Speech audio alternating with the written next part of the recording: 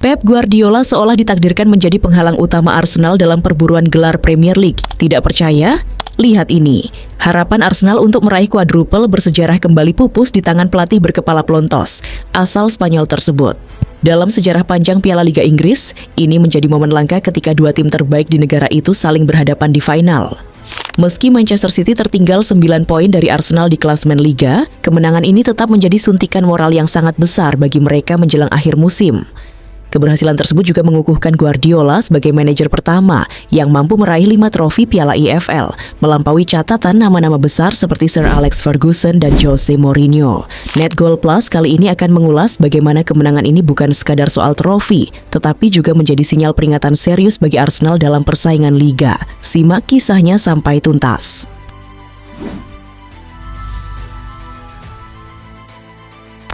Sungguh momen yang luar biasa bagi Nico O'Reilly. Sehari setelah ulang tahunnya yang ke-21, pemain yang sejak kecil menjadi penggemar Manchester City sejak usia 8 tahun ini mencetak 2 gol hanya dalam 4 menit untuk mematahkan perlawanan sengit di final Piala EFL. O'Reilly yang berasal dari keluarga penggemar berat Manchester City seumur hidup membuat seluruh keluarganya hadir di tribun Wembley untuk menyaksikan penampilannya yang gemilang. Ia bahkan mengaku merasa tidak percaya dengan apa yang telah terjadi. Rasanya luar biasa bisa memenangkan final, katanya kepada Sky Sports. Ini adalah akhir pekan ulang tahun yang hebat. Sekarang kita perlu membangunnya. Ini akan memberi kita momentum yang baik. Pertandingan berlangsung sengit dengan sedikit peluang jelas hingga O'Reilly menerobos masuk ke kotak penalti pada menit ke-60. Umpan silang Ryan Cherky gagal diantisipasi oleh Kepa Arrizabalaga, kiper Arsenal, dan O'Reilly bereaksi paling cepat untuk menyundul bola dari jarak dekat. 4 menit kemudian, bek kiri itu secara efektif memastikan kemenangan dengan sentuhan keduanya di kotak penalti Arsenal. Kali ini menyundul bola melewati Kepa untuk mengakhiri penampilan sensasional yang benar-benar berbeda dibandingkan babak pertama.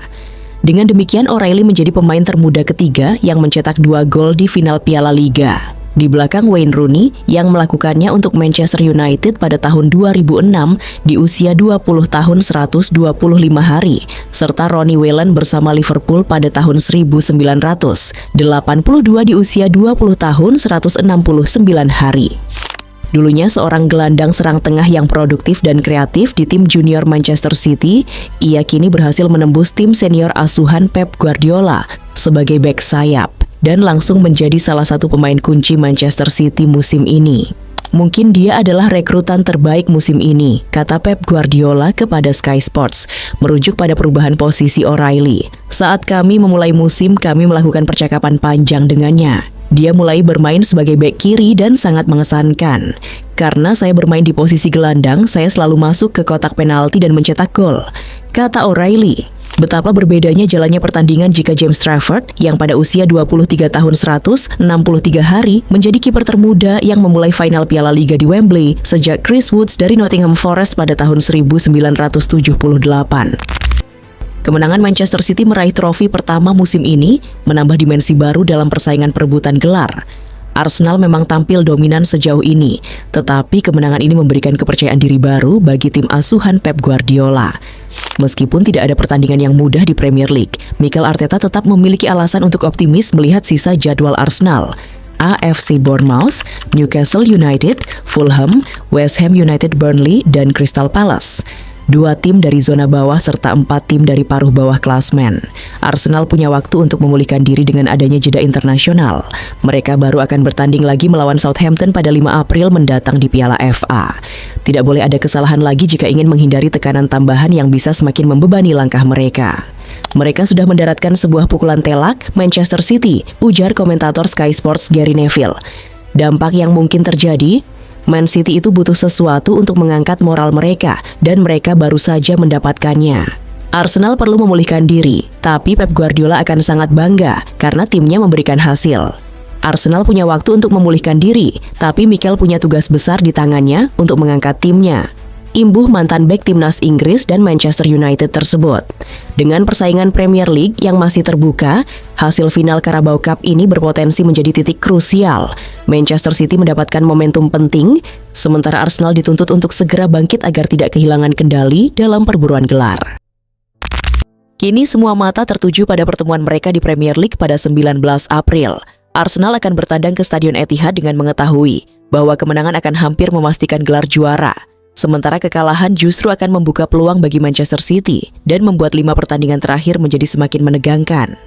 Ini adalah titik balik yang berpotensi menentukan arah juara Premier League musim ini. Setelah kemenangan City di final Piala EFL, situasi berubah drastis. Bukan di klasemen, tetapi di sisi psikologis.